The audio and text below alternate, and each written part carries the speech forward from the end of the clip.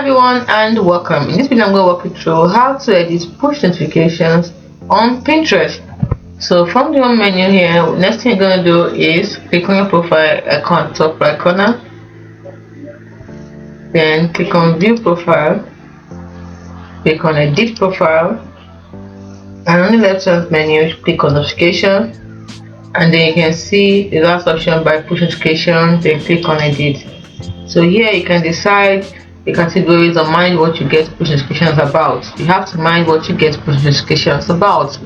You can turn all of them off, or you can enable it and then choose the one you want. Get notification in your browser, pins you publish, you want to get notification about their views and impressions, collages, saves, reaction, comment, pins you saved. If you don't want any of them, just uncheck them. It's as simple as that. Hope you found this video helpful. Do not forget, before we do that, you have to save it once you're through. So do not forget to like and subscribe to this channel for more. Thanks for watching.